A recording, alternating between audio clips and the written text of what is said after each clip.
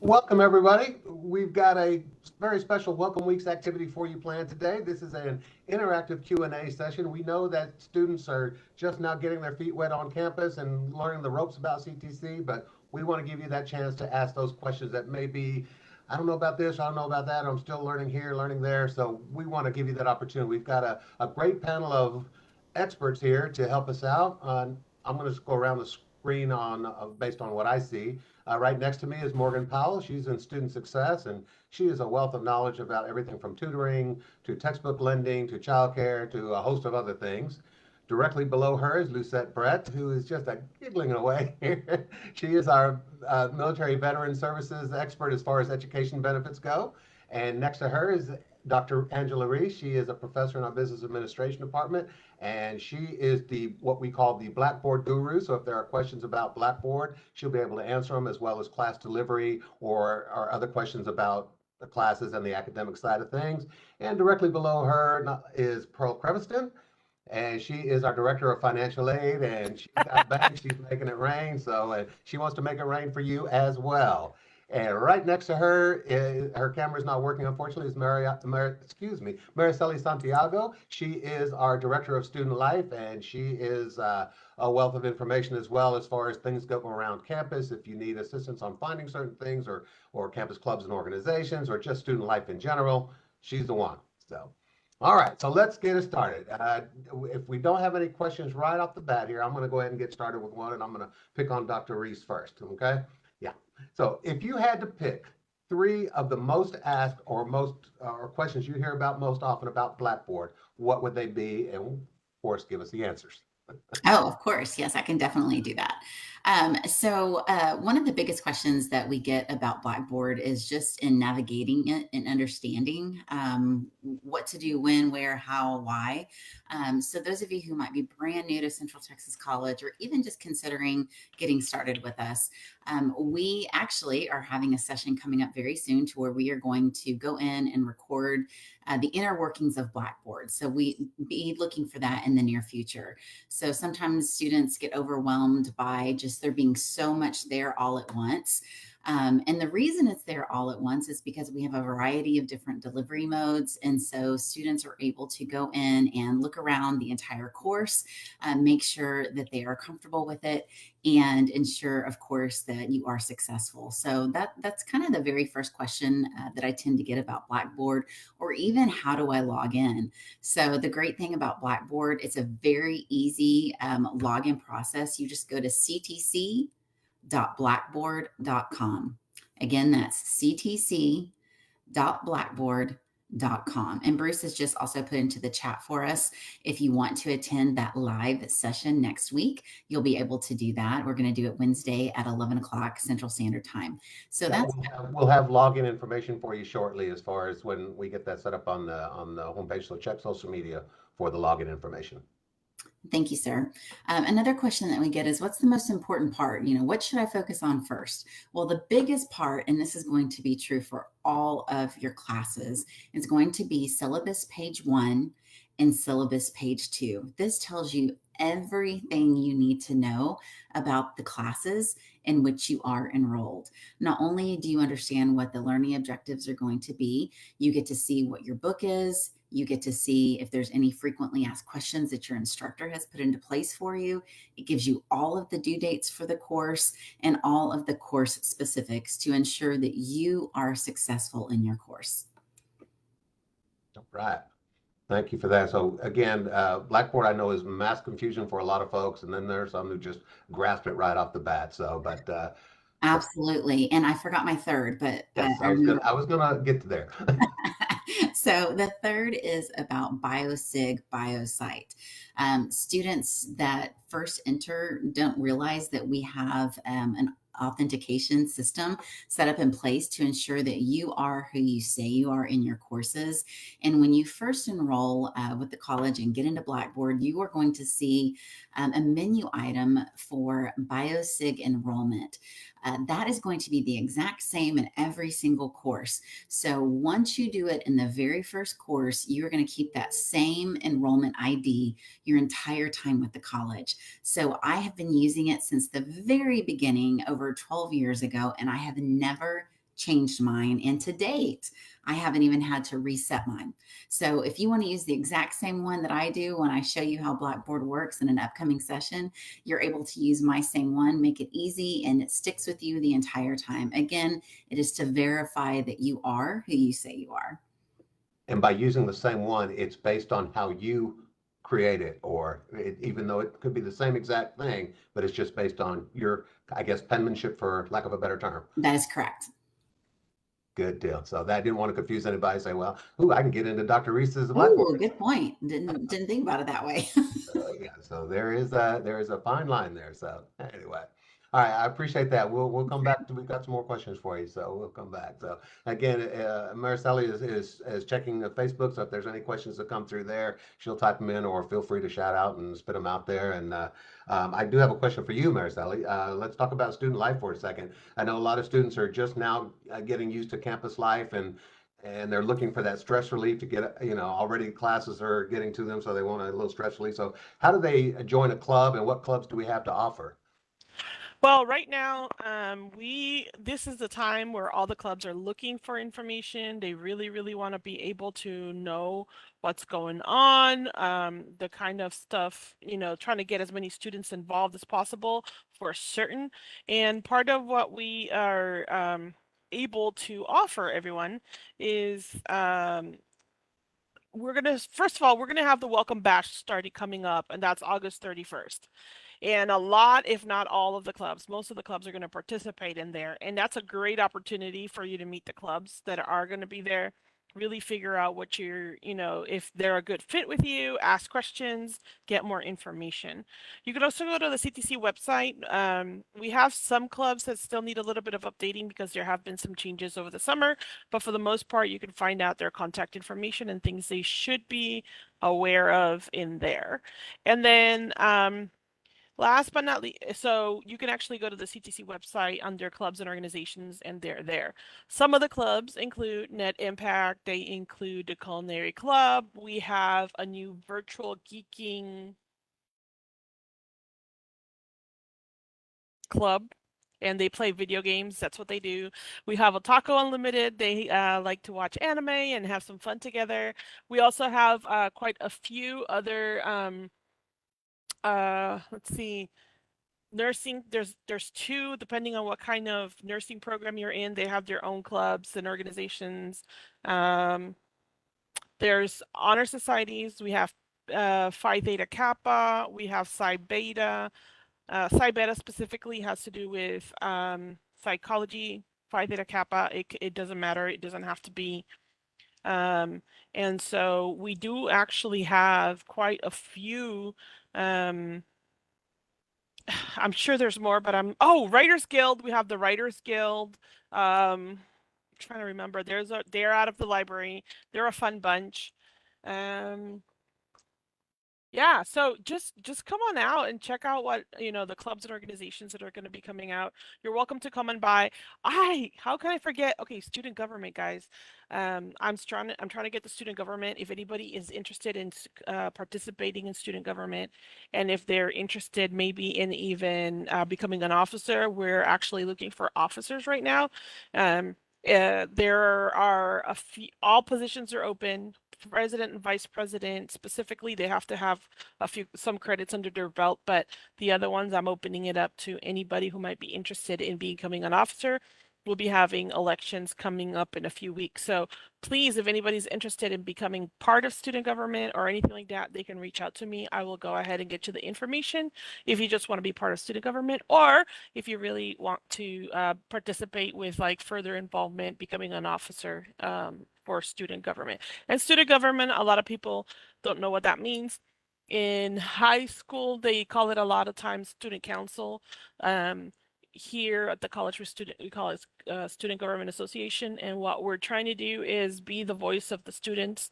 I know a lot of the times I get a lot of people from the administration asking me, hey, is there a student that can help us give us feedback on something? And that's the group that we would look to be able to give that kind of feedback.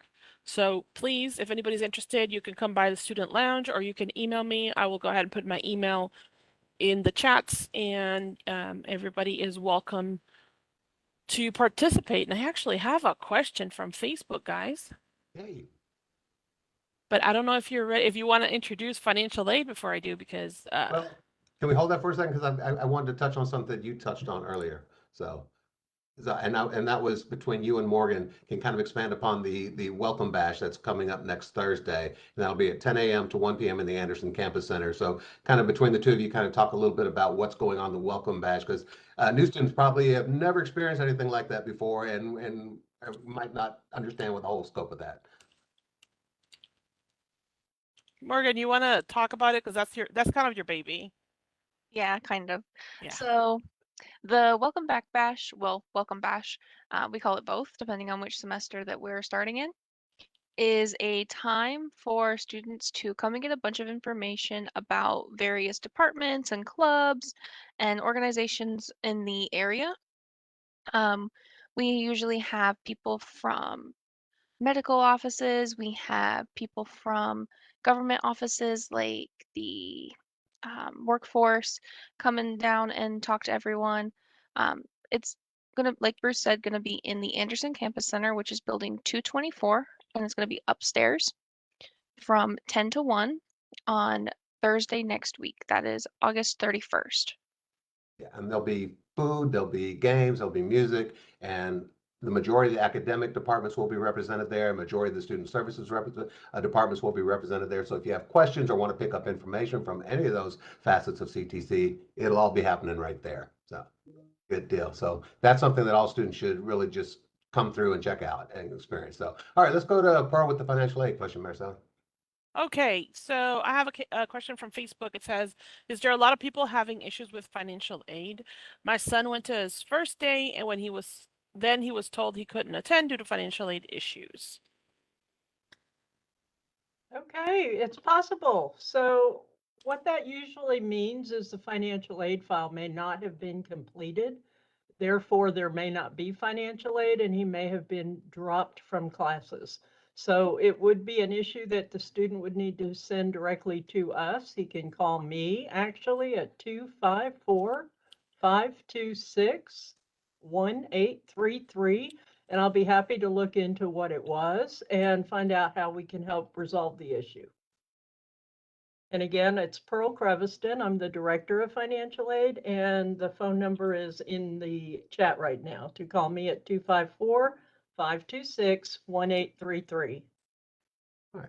Along those lines, let's say a student qualified for financial aid this semester. Do they have to apply again in the spring? No, the financial aid application process is completed once per year, and it starts in the fall. It covers fall, spring, and summer if you attend in the summer. Right, good deal. And when the process kind of like, when can someone expect their money? Because I know a lot of times students will apply and they'll expect that money to hit them like the next day. Well, Bruce, you're stealing my questions. I'm sorry. I have three little things. We've worked together too long. And Angela have three things, so I have to have three things. You can have four. So let me do my little spiel and I'll cover that. Okay. So for the first big question we get a lot from students, how do we pay for classes with our financial aid? I qualified, I have my aid, but how do I pay for it? It won't let me pay with financial aid online. So what happens is once you're registered, your aid has been accepted and is showing as available. You do not pay yourself. Financial aid releases 10 days prior to the start of classes. It transmits to the business office and they pay for your classes. And then you are able to use those funds at the CTC bookstore to charge against your balance. After approximately 30 days, and it could be sooner, you will receive a balance from the business office of the amount of aid we transmitted, minus your tuition, minus any charges at the bookstore, and that will become your refund. So you want to make sure and sign up for direct deposit each year so that you have current information, banking information, so those funds can be deposited directly to your bank account. Second most popular question that I get from students is why on my financial aid student self-serve does it say I'm currently ineligible? currently ineligible for financial aid usually means that you are not in 12 credit hours that have all started at the same time. So maybe you qualified for $2,000 and you're in 6 credit hours that started on Monday. So you're going to see out of that 2,000 that $1,000 is transmitted to the business office and the other half says currently ineligible. But when you take classes in the second 8 weeks, that second amount of aid will transmit and become eligible 10 days prior to the start of classes. So it doesn't mean your aid has been taken away. It doesn't mean you don't have it anymore. It just means you're not in 12 credit hours that are all starting at the same time. And then to answer Bruce's question is, when do I get my financial aid? So I just explained the process of how it transmits, and then you will get a balance 30 days after classes start. There is an exception. If for whatever reason you or a third party has paid for those classes, then your financial aid transmits. We will then transmit the money to the business office, and the business office will send you 2 different disbursements. The first one may come within the first week or 10 days of classes, and that will be considered a refund check to you for what you paid out of pocket. Then 30 days after classes start, they will send any remaining aid that wasn't used, for instance, at the bookstore. So it's simply trying to remember that your aid will automatically transmit 10 days prior to the start of classes. Sometimes students do have to pay a little bit out of pocket, and the example would be we transmit $1,000 for your classes, but your classes cost $1,250. Then what you do is you go in online and you make a payment, but the only thing you would have to pay is $250, and you do that on the make a payment screen by changing the amount owed. So you may see $1,250, but you know you're getting $1,000 from financial aid, so you'll change that $1,250 to $250 and simply pay the difference. So those are probably the biggest confusing how to get started, how to use my money questions that we get. But great question, Bruce. Thank you. Certainly. We have another one that just came through. Someone just tuning in. Do we know the status for WIOA funding?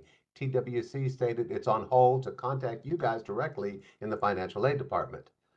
And what type of funding was this? Wyoa. Yeah, I don't know. WIOA? What? I don't recognize that either. I would definitely say give me a call at that number that we posted earlier, and I can check and see what that is. It's not a scholarship that I'm familiar with.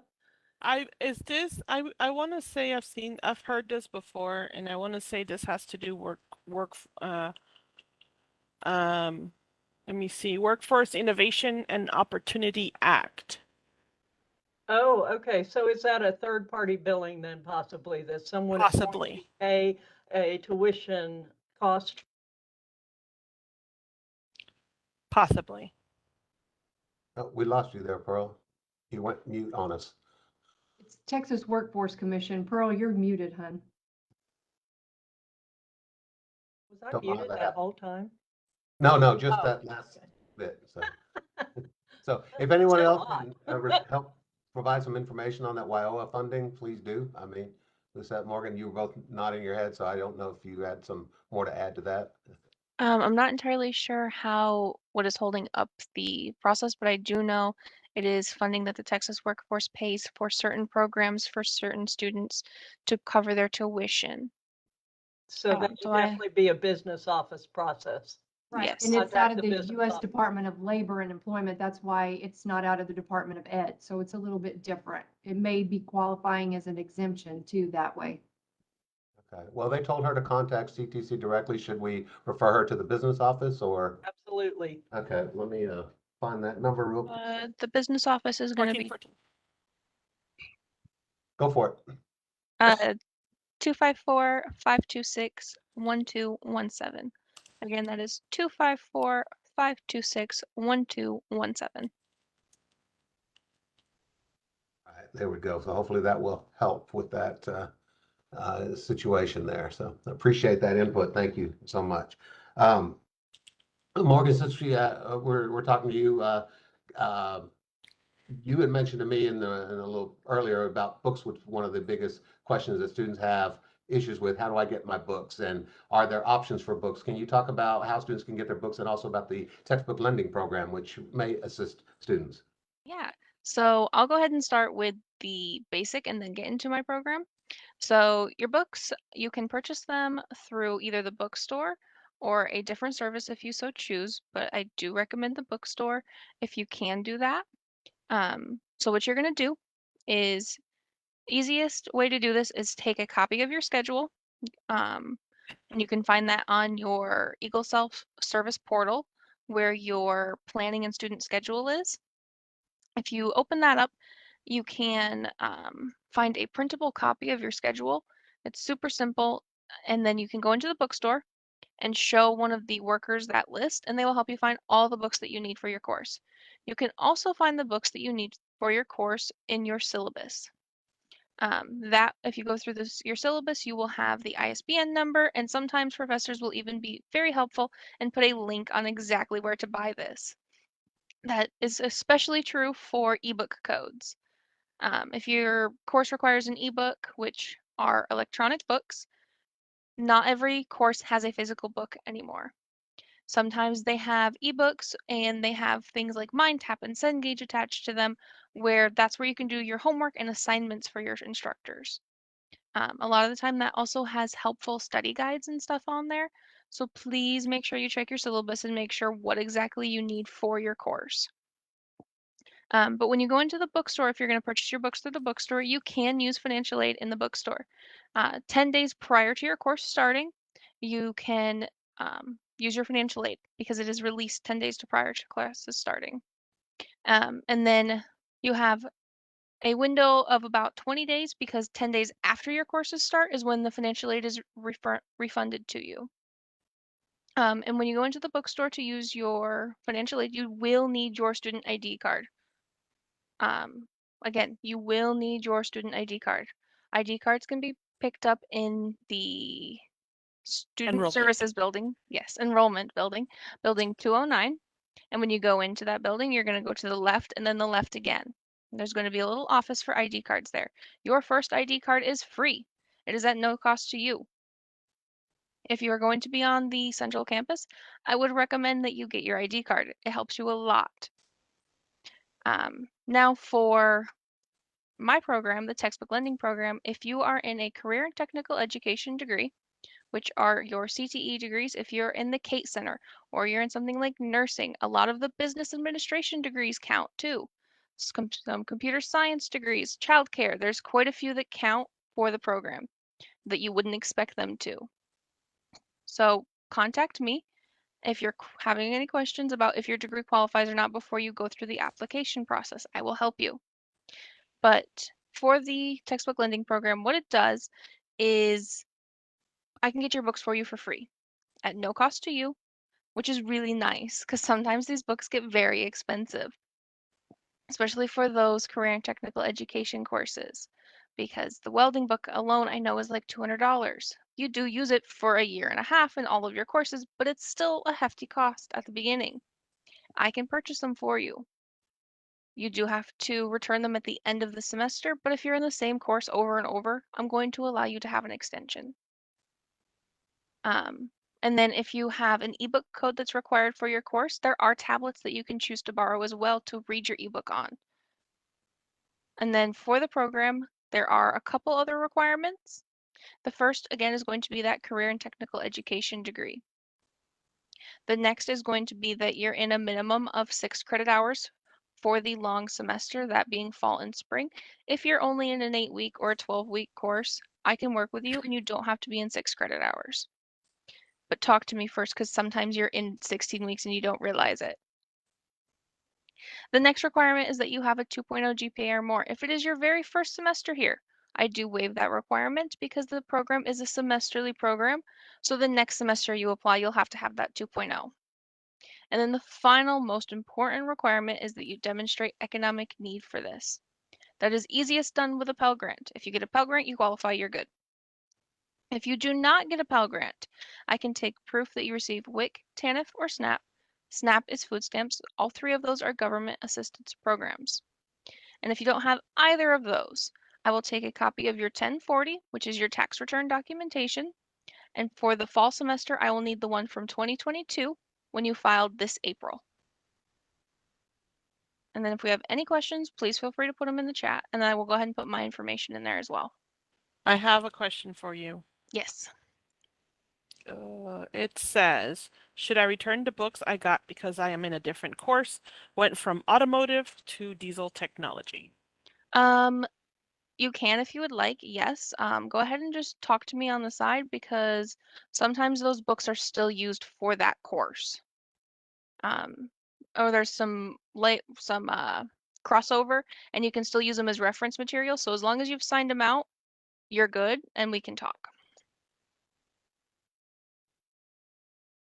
Please go ahead and add any questions that you may have to the chat. I have the chats open and I'm actually keeping them up. Gregory says, okay, he's the one with the question. So thank you, Gregory, for the feedback. And I am definitely looking at all the online platforms. Just so you know, we are currently streaming into Facebook and Twitch. So yes, for those of you that didn't know, we do have a Twitch. And so we are streaming on both platforms. And if you are currently watching from any of them, please type your questions. This is the time to get all those answers. So in the meantime, Bruce. Thank you. I do have a question, Morgan. You brought up one of the qualifications for the textbook lending was a Pell Grant. What about if you're going to school with military education benefits? Would that qualify for textbook lending? No, because military education benefits are not economically need-based. Okay. Those are based on different qualifications, so we can only use a Pell Grant to prove that you economically need the program. Okay, and I'm going to come back to list that on the military education benefits, but you touched on another point, the ID cards. The first one is free, and is there a charge for a lost one? $5 is what it costs to replace it. Okay, and as Morgan said, those ID cards do come in handy. You need them to use the library. You need to use them to access the gym and other sources on campus. So please, if you're going to be on Central Campus, it's in your best interest to get a student ID card. And again, the first one is free. All right, Lucette, veterans benefits. What are some of the most sought after responses or the most in-demand questions that you receive? Well, a lot of students seem to think that once they have a certificate of eligibility from the VA, that they are all ready to go, but that is not the case. Once you have your certificate of eligibility, you must apply with our school or whatever school you are attending so that we can verify your information with the classes that you're taking, the degree plan that you're under, and report that to the VA. So it is a multi-step process. I recommend that you apply early. The other thing that's a little bit different than financial aid is that every time you register for classes, you must fill out a new VEC application, and that's found in eForms. I don't know if you want me to share my screen again or not, like I did this morning, but that's one of our biggest issues is that students think that once they submit that COE, they're done. But again, there's multiple steps to this, and we do have it on our web pages. Yeah, feel free to share your screen. Anything that will assist, and a lot of people are like me are visual. And this is from our ctcd.edu homepage. Is it going to let me? Well, I keep clicking the button. There we go. Is it working now? It's getting there. There we go. Okay. So at ctcd.edu, we have a wonderful resource for everybody. As you can see, up here under student tools are our main platforms like Dr. Reese was just speaking about. We have the Blackboard link. There's links to your Eagle self-service, your Eagle Mail, all of that good stuff. So for us, you're going to find us under the Military Veterans and Spouses section down here where it says Military Veterans. And so it's going to bring you to this page. It's going to explain all of the intricacies of it. Now, there are multiple chapters within the Veteran Services organization to assist those depending on what your eligibility is. If you're a dependent or if sometimes active duty folks are eligible, sometimes the dependents are eligible for post 9/11. It's It just depends on your individual situation, and the VA is the one who determines that information. And the place to get started is right here, as you can see. It talks about the various chapters. The links for eTrieve to submit your VEC or Veterans Enrollment Certificate is listed here. I'm going to try to not scroll and make everybody's eyes pop out. It also has the links for the VA itself on where to go to get that certificate of eligibility, which will then designate you within a chapter so that we can better serve you. Our contact information is also at the bottom of that page there, and it will be updated shortly. We do have a lot of new staff on board. Also to the left, you'll see a link for Hazelwood. Hazelwood is not directly from the VA. Hazelwood is an exemption from the state of Texas for our veterans. So as long as you're veteran registered for service in the state of Texas, or Texas was home of record, you would be eligible for the Hazelwood. And that again is a different application and exemption. And you would find that by going to the Hazelwood web pages there. Let's see. Oh, well, it didn't take me. So, let's see. Maybe it's just being fussy today. There we go. Very simple. It's going to be an e-form as well. It's a little bit different in that you have to register with the Texas Veterans Commission on their database. All of that information is located here within the web page. If you have questions, Carmen Lopez is here in the office and can always assist you. We are here from regular business hours, 7:30 to 5:30 Monday through Thursday, and half days on Fridays. And if there's any questions that you see popping up, I'm happy to answer. There is one, and it says, does Chapter 35 give you money for books, and how is that processed, if so, for dependents? Okay, so the Chapter 35 is, they do not send us money for Chapter 35 students for books. Chapter 35 students get a stipend directly from the VA, and it's going to come to them, depending on how they set up their awards there for that. They would end up paying themselves back should they have paid for their tuition and books out of pocket. They pay themselves back. I do recommend that students try to make sure they fill out that FAFSA and see if they're eligible for that Pell and loans. We're also going to have the foundation scholarships are going to open up again in October, so that can help with some book money. We do code veteran education benefit students with a code in the aid screen so that the business office allows for some time for your stipends to start. Which again is the point for making sure you get registered early and get your applications for benefits in early so that we can have you all processed and get those funds started immediately once the school starts. Right. Good deal. Any other questions in Facebook? There's none in the chat right now. Thank you, Lucette. I'm sure we're going to come back to you shortly as soon as the wheel gets started, come up with another question. I've got one for Dr. Reese that I know that we've seen before regarding self-paced courses. Now, I know there's been an issue with self-paced courses. People think, okay, I'm in a self-paced course. I can get in there and do what I want, when I'm ready to deal with it. But there is a little caveat that you must check in before getting, or else otherwise getting dropped. So if you could kind of explain that. I can, and I'll also add to that because Right. self-paced is no longer self-paced. It is self-paced with milestones. So those of you who have been with the college before or might know people that have taken self-paced courses and they recommended taking them because you're at your own pace, you still kind of are. But you have to have checkpoints or milestones along the way. So what Bruce was referring to with even just the very beginning, that first week of class, you need to be active. You need to read the syllabus. You need to ensure that you understand what all is required of you. One of those requirements, which you should be able to find at the top of syllabus page 2 under the delivery terms, or even with your course schedule, is a statement that basically tells you this is the assignment you must do, or you may be dropped in the second week of an 8-week course, or in the third week of a 16-week course, or 2.5 let's see, in this end of the second week of a 12-week course. I forgot about those.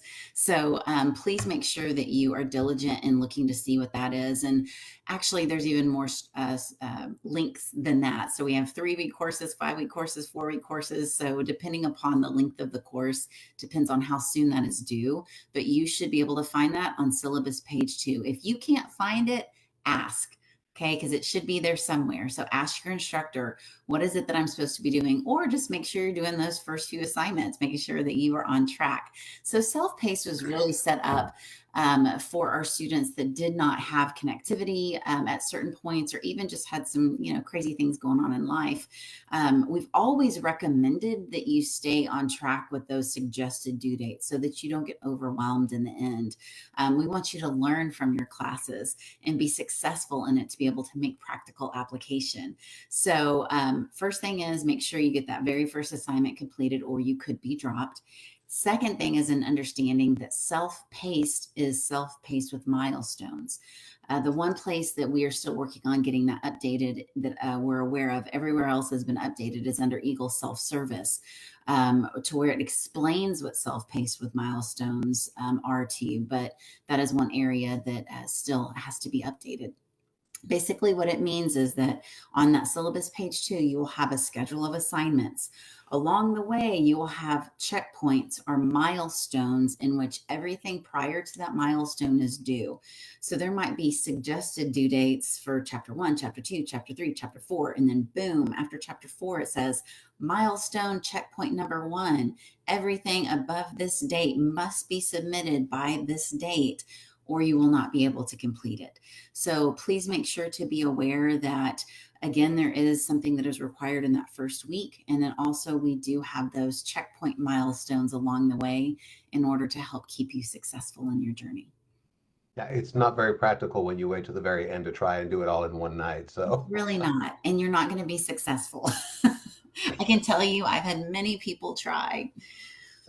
all right, and here's a question that just came in. Can you speak to retention alerts from an instructor perspective to students? I only know the basics on a student side. So Yes, absolutely. So as instructors, all faculty members get retention alerts to where we get an email saying, hey, let us know. The Student Success and Persistence team wants to be able to help us. So we have people that are there to help you along your journey, other than just your faculty. We have a campus full of people that are ready to help you. So Student Success and Persistence, they assist us, the faculty, in that area as well. So that if we see that you're struggling potentially with your academics, maybe you are doing everything, you are showing up, but for whatever reason, the assignments that are being produced just aren't up to a passing level, we might recommend tutoring. Or we might say, well, the students in my class, and I see them from time to time, but they don't submit their assignments, or they're logging into class and not submitting anything. So there's a variety of things that we as faculty are able to check the box on that is a potential issue that we are seeing in the classroom. And then from there, you're notified through a retention alert saying, hey, your faculty member has noticed that there's something going on. It's just one more way for us to try to encourage you, and to also help with our other department, the fabulous Student Success and Persistence team, that then is going to be there for you to reach out to you to see what they might be able to do in order to help you be successful. and for those students who are doing everything they possibly can, but just not quite cutting it, where do they go for assistance, Morgan? So we have our academic studio, which is where we offer tutoring for a variety of subjects. I know off the top of my head, we offer every single math and science on campus. We offer English, paper reviews, history, government, economics. We offer a lot. And those aren't even covering all of them. So for tutoring, again, that's the academic studio. It's going to be building 220 on the Killeen campus, and it's going to be upstairs. We do offer both in-person and online tutoring. Our tutoring is going to be, even for our online stuff, it's going to be during our hours of operation, which is Monday through Thursday from 9 to 5, and on Fridays from 8:30 to 11:30. And do you So, offer just one-on-one tutoring, or are there group sessions available as well? so we offer a wide variety of different types of tutoring. We offer our tutoring for one-on-one We do offer one-on-one, but we also offer group studying. So you can have one tutor, and I believe it is up to 4 students at a time. I've seen it for specifically the sciences and nursing. We'll have students come in and want assistance with things like dosage calculations or physics and anatomy, and we'll have students come sit down with a tutor and study as a group because they're all in the same course and they want the same assistance at the same time. That is more than willing, something we're more than willing to do. And then for our tutoring, even though it's online, it is still the way tutoring works in general is 1 hour of tutoring at a time. And if nobody's waiting for your tutor, you can get an additional hour of tutoring. Um, our tutors are very high demand, so we recommend that you, even though we take walk-ins, we do recommend that you make an appointment. And the online is very similar to this format, I assume? Yes. Online is the same exact process. You can make appointments day of if you call the front desk, which is going to be 254-526-1580. That's the Academic Studios front desk. And you can make an appointment day of if you're trying to do a walk, because online, you can't really do walk-ins online, but we will offer you to schedule an appointment within the hour if you really need it. And Julie Starkey just noted that students could also use the library and use Prowl and the Advanced and Math Express labs for tutoring assistance. Can you talk about Prowl for just a second and Yeah. understand what that is? Great. So we have 3 other types of tutoring on the campus aside from the academic studio. The first is going to be Prowl, which is the English department on campus. They offer English tutoring services online. You can find that in your Blackboard. They do paper reviews, and I believe it is a 24-hour turnaround time for them. The difference between them and the library works similarly because the library also offers paper review, brainstorming sessions, services of the like. The difference between those 2 services and the studio is that the tutor sits with you one-on-one. If you want a quick paper review, we do offer it, but we do offer one-on-ones. Prowl and the library do offer those paper review services for you as well. So it depends on just what you're looking for at the moment, who you want to choose for your on-campus tutoring. And then the math labs, there's 2 of them. There's the Advanced Math Lab and Math Express. I know one of them is for developmental, specifically math courses. I believe that is Math Express. Yes. So the difference between the math labs and the academic studio math tutors is that the academic studio math tutors will sit with you one-on-one or again in that group session, and we have the opportunity to reteach you the lessons if you want. Or you can sit down and just work through the problems and we'll help you with them. The math lab works similarly to the second option. They will have, because it's whatever math professors are there at the time, and you'll go in and sit down, and when you have a question, you'll raise your hand. You can get a little one-on-one help there, but it's harder to get there because there's more students. So if you want one-on-one math tutoring, because you need a little bit more assistance, I do recommend the Academic Studio for that. But if you want somewhere quiet to work and you just want quick math assistance, the math labs are very helpful for that. Right. Good deal. All right. So we do have options for you to be successful, and we want you to be successful. Here's a question that came through on Facebook. This might be Dr. Ree's question from Gregory. My question is, every time I look on my student account, my attendance has not been recorded for my classes, but I've been in class every day on campus. Not sure if it was covered yet. So we're covering it now, Gregory. It has not been covered yet. Great question. So each faculty member takes attendance a little bit differently. Honestly, I have a little piece of notebook paper, I'm surprised it's even that big, that I use for my SVL courses. We just take note of it in case that there is a question that comes in from a variety of different departments. Some I know grants require us to say who has or has not been in class, or if a student has been in class. So I know a lot of instructors have a notebook that they carry around. Very few that I'm aware of actually go in and do the attendance through Blackboard. Most of us keep that hard copy so that it's something that is quick and easy for us to reference if we need it. We also, the time that I have to use it most frequently is really when, if a student earns an F or a D in the course, we do go in and put their last date of attendance because it's connected to their certain financial aids. So, so I hope that answers that question. And then the other question, when do we get our Eagle Mail? You get your Eagle Mail on the first day of class. So you should have an email that goes to your primary email account that you put with your application on instructions on how to get started. The great news is that once you're in there and get it set up, if you want to, you can forward your CTC Eagle Mail to any account that you would like to, so that you can be notified without having to have numerous emails on your phone if that's something that you like to do. Yeah, and that's a change because it used to be you would get your Eagle Mail address about after the census date, which is typically 10 days or so after classes started. So that's a big plus. And as Dr. Reese said, that now we make it easy for you so you can get your Eagle Mail, forward it to your Gmail or your Yahoo, whatever account. That way you only have to check one email account, which is very simple and probably the preferred method. But again, it's very important that you set up that Eagle Mail account and check it, because that is how your professors reach out to you. That all the announcements and so forth, and anything that we do in the marketing department too, we use Eagle Mail quite a bit to reach out to students to give them updates on things. So it's very important that you do check your Eagle Mail and make sure that is set up. So. And I do know that the studio has been getting a lot of questions on Eagle Mail. Your initial password, before you change it, you don't have to change it, but if you want to, you can. Your initial password is going to be your initials and then your birth date with 2-digit month, 2-digit day, and 2-digit year. And you can sign in either through Gmail, or I recommend that you sign in through the Eagle Mail webpage, because it autofills that last little bit that you're going to need, which is at stu.ctcd.edu.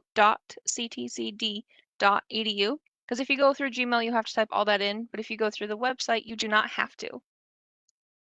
Makes it a little bit easier and a little less confusing.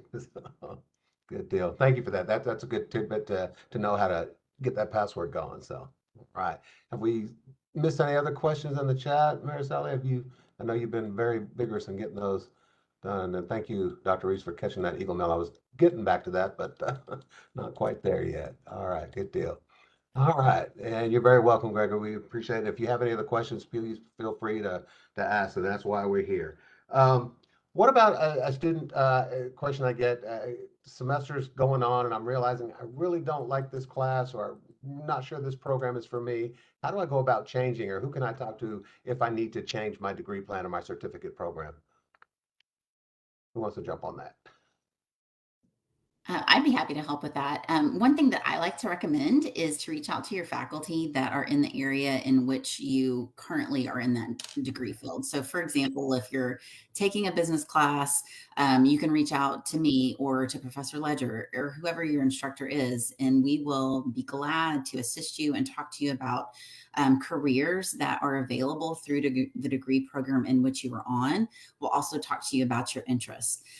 We also have a career services department that will help you in exploring what you're interested in doing. So be sure to visit them online and also in person.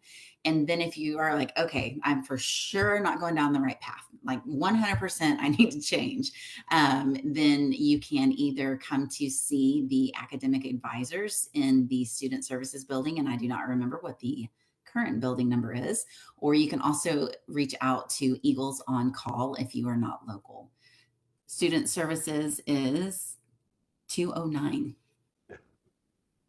Good deal. Yes. Go for it, Pearl. I'd like to add on changing a degree plan. Keep in mind, if you are a financial aid student, and I believe this is going to apply to the veteran students as well, we don't like it when you change in the middle of a semester.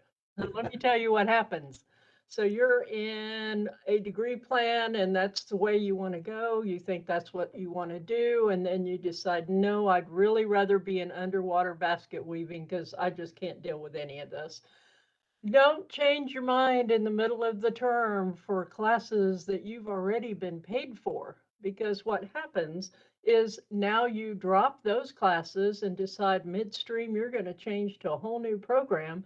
And what we see a lot of students do, they just change their classes because they're planning on changing their degree plan next semester. Well, that won't work either, because what happens under financial aid and Veterans Affairs, when you get paid for classes, it is based on your current degree plan. So what we'll see happen in the middle of a semester, a student all of a sudden lost their financial aid eligibility, and we start researching and we find out, well, they just quit taking classes on that degree plan and started taking classes on a different degree plan. Well, if those classes happen to be required as well on both degree plans, you're okay, but chances are they probably will not be. So if you're a financial aid student or a Veterans Affairs student, you want to make sure you check with us specifically about changing a degree plan, especially in the middle of a semester. Right. Lucette, you can emphasize that for me if you'd like. Emphasize. We're a little bit easier because we can change things like that in the middle of a semester.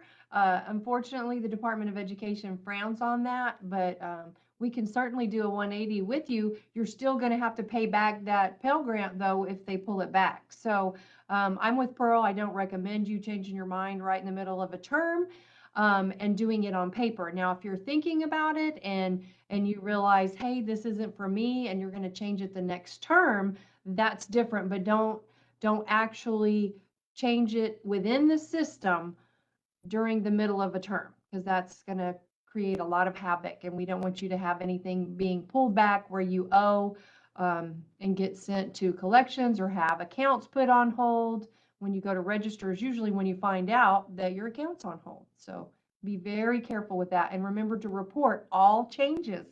Veteran.services. There you go. Good Also, deal. you're dropping classes in the middle of a term. We get this question an awful lot from students. Is it better if I drop a class or if I fail a class?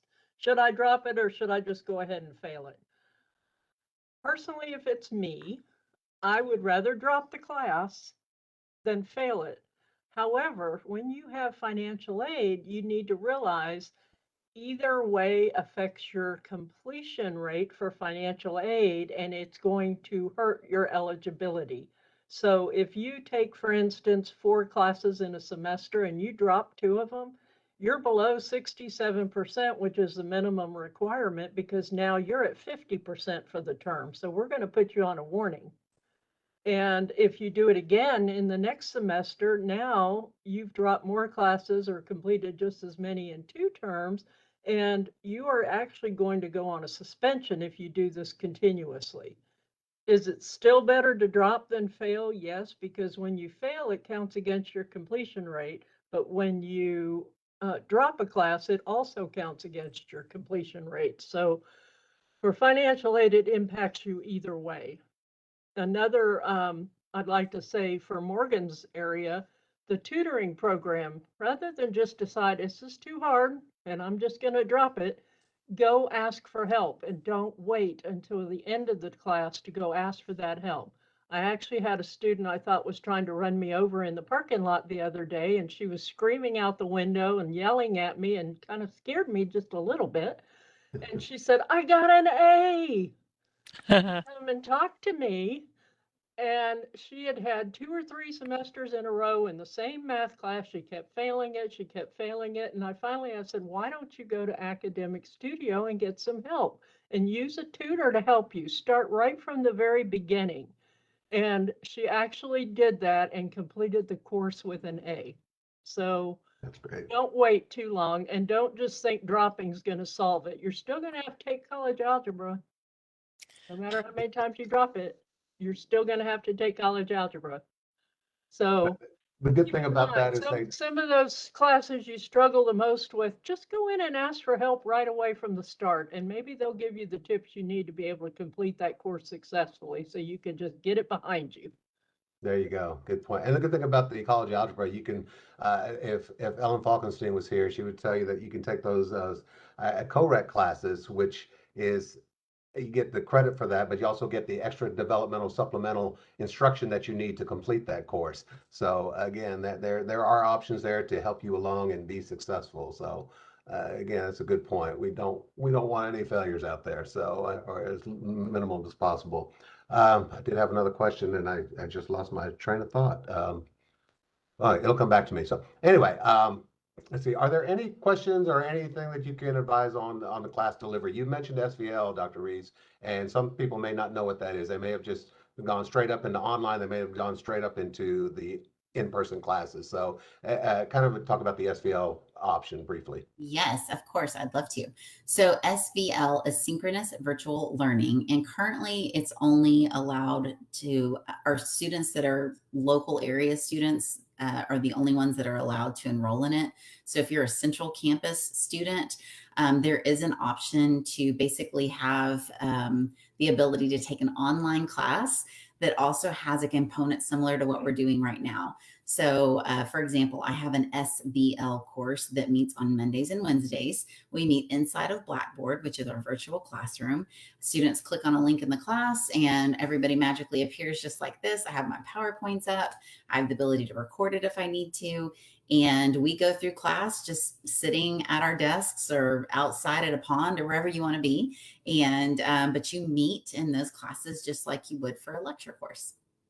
Okay, great. And as Lucette pointed out, SVL counts as face-to-face for those using VA benefits. So that's a bonus. It's a good deal. So you've got the luxury of taking the course in your leisure time and space, but being accountable at the time the class is being held. So I did that once when I taught a kinesiology class, SVL, in the heart of COVID, and it worked out fairly well. And my students could see me leading the exercise routines, and I could see them following along, and we could make corrections or give them the pat on the back, the attaboys that they needed and deserved at that time. So it's a good option if you aren't able to come to class at a certain time. So good convenience. All right. Any other questions that you can think of, or any comments? I know the one thing that Lucette. everybody likes to leave. Go ahead, Maricela. I'm sorry. No, because I see that Lucette put a comment. I think it's important. Bruce caught it. I did. Yeah, But Bruce if you caught need to it. He expand upon it, explained feel that free. it counts for VA benefits. You don't, if you're gonna take all online classes, you don't get the full benefit that you normally would if you're taking at least one face-to-face class. And for those who don't know, that SVL component does serve as face-to-face as far as the VA is concerned.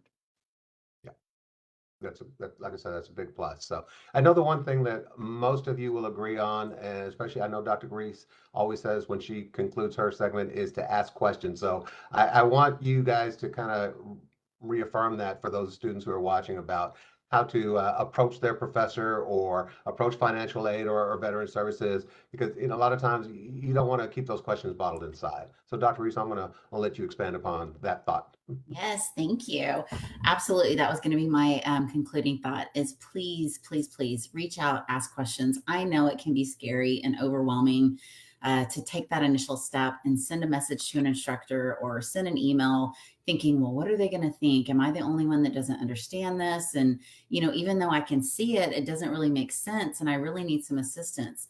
Please know that we are here for you. We want you to reach out to us. I just had to think of the math department chair, Dr. Cruz Seeley. She says that she just sits around eating chocolate till somebody shows up. We might as well show up and never stop. So please come see us during our office hours. If you can't, you can email us. You can call us, and even if your instructor is not in the local area or you're not in the local area, we have ways of meeting with y'all. I've done a WebEx with students. I've done phone calls with students. I was just messaging before this started with one of my part-time employees, and I'm like, hey, one of the students just called the office, wants to speak to you. So he immediately contacted her, and they're about to do a WebEx today.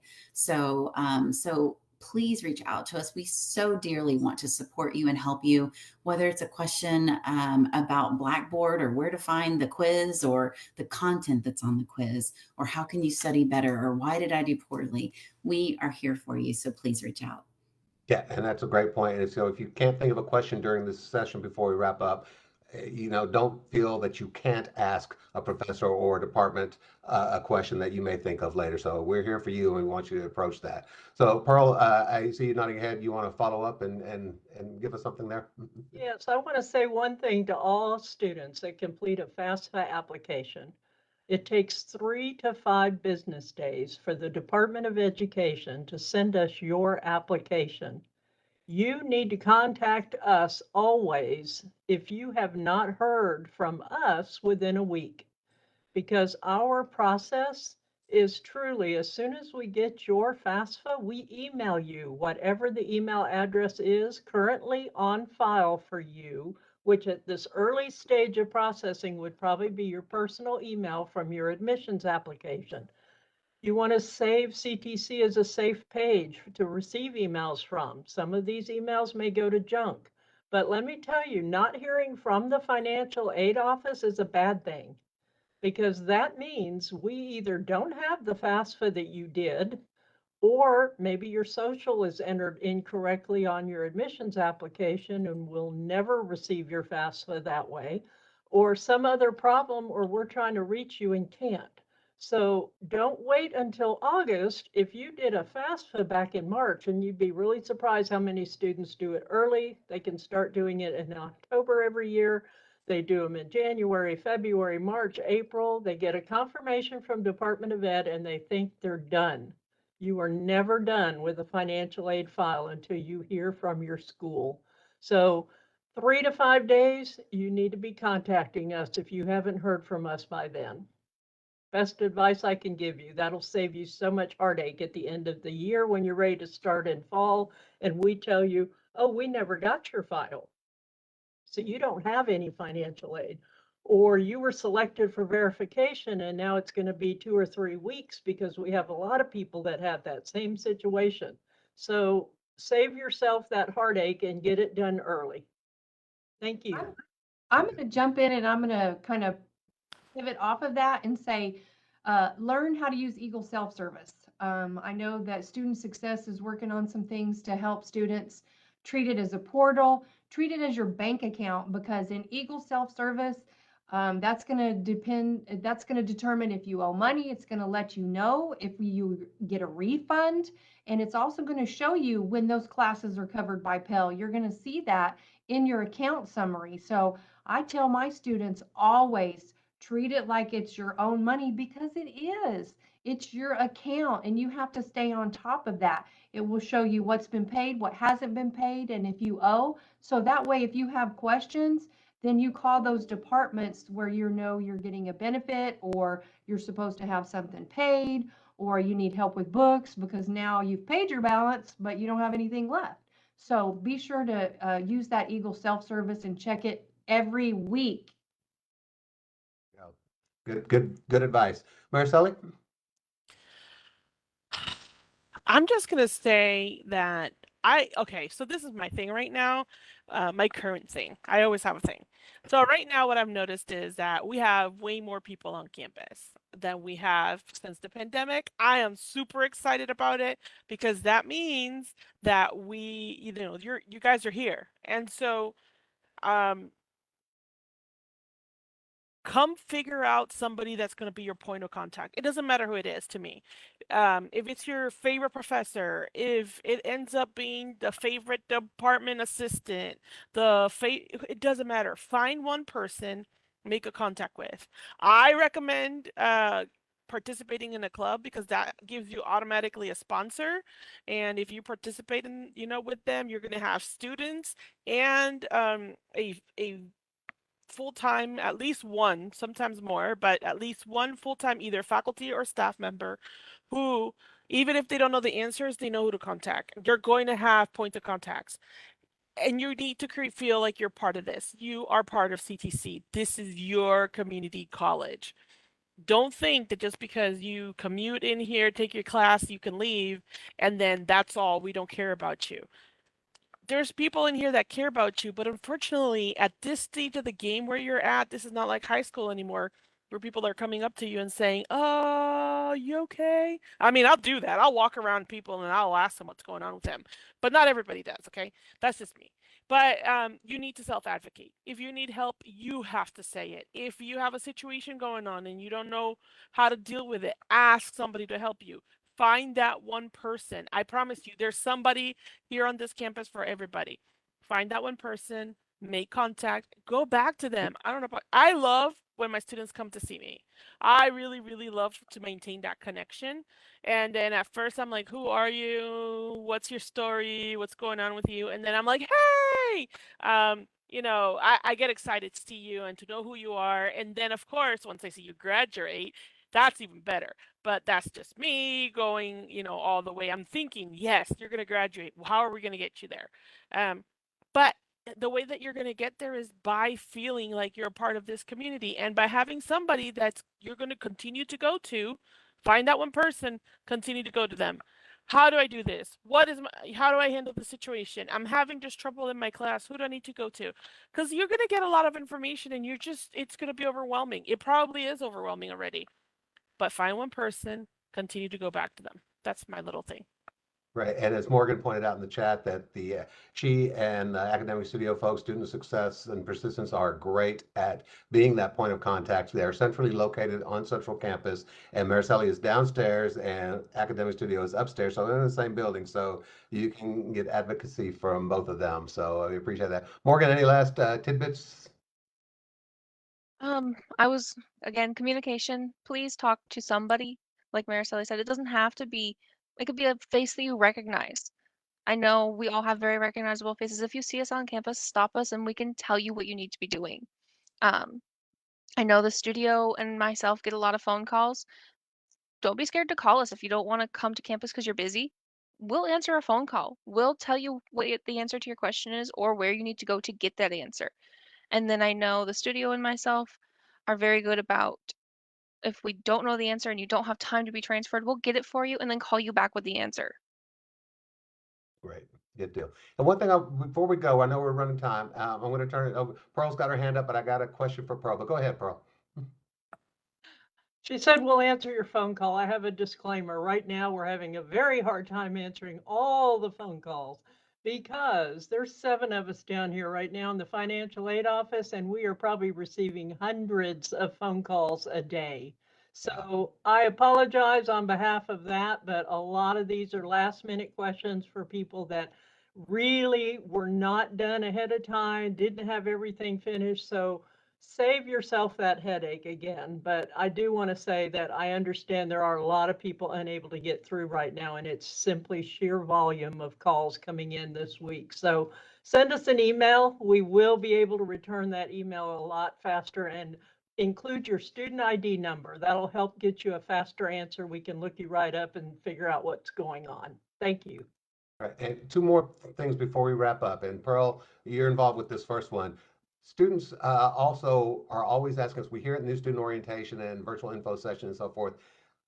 How do I get a job on campus? Talk to us briefly about work study. Who do they contact about a work study job? Shoni Morrow is our work study person that handles all of the work study questions, applications, and helps you. And look, Lucetta's going to slap me on top of the head. I see your hand up there right now.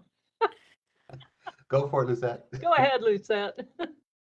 Veteran Services has their own work study program. So if you are a student of a veteran, you are more than welcome to come up and hang out with us up here. There you go. Okay. Well, And I am not, and I don't really have a program like that, but I need student workers, guys. Yeah. So please apply so that we can get a quality student worker. Come hang out over here in our student lounge. Help us out for There you go. activities and all the fun You stuff. need to have need in your household, which is measured by the FAFSA application. So if you qualify for Pell Grant, you have a chance of qualifying for a work study position. And you can work 18 to 20 hours or 18 to 19 hours per week. And we cater to your school schedule every semester. So we really do look forward to helping work studies get part-time jobs on campus, and get a lot of departments need work studies. So thank you. All right, good deal. And the last thing I wanted to bring up is for those students who are looking to graduate this December, the deadline to apply for the fall graduation is October 2nd, because the 1st is normally the day, but that's a Sunday. So October 2nd is the Monday. So you will need to apply for graduation for the fall semester by October 2nd with the graduation office. And I just put that information in the chat. And whether you want to participate in the fall ceremony or not is irrelevant. You still need to apply for graduation. Okay.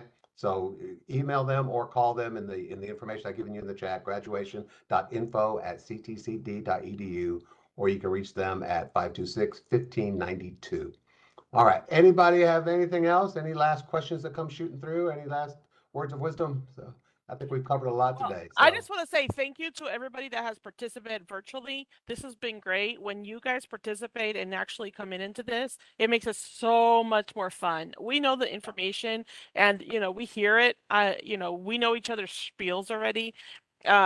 So when you guys come and participate in these kind of things, this helps it be way more fun. And this is the beginning of you actually starting to get used to asking questions. yeah, and this is our way of reaching out to you to tell you that we are here for you and to prove to you we are here for you. We want you to succeed. Ask those questions. We're going to provide the information to help you be successful. And this is just one of those tools that we can do that. And in closing, don't forget the Welcome Bash next Thursday, 10 o'clock in the morning, Anderson Campus Center. You will receive a lot of information. You get more of your questions answered, meet a lot of people, have a lot of fun, win some prizes, and all kinds of things. So again, that's a good first step to getting your face and getting over that shyness of being around campus, a new campus. So, Dr. Reach, you look like you're ready to say something. I'm not sure if you are or not, but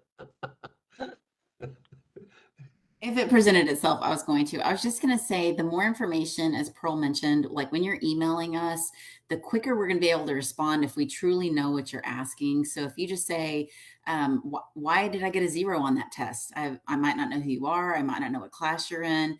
Financial aid might not really know what issue you're having. So please just make sure when you're messaging us or emailing us that you give as much information as possible. That way we can respond more timely and we won't have to go back and forth. Just some. and give you the exact answer that you need. So be specific. So good point.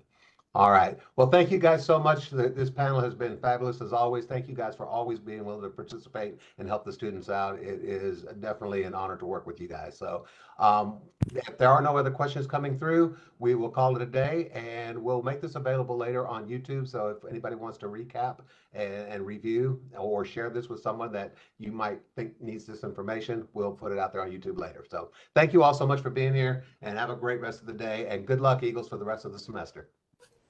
Have a great term.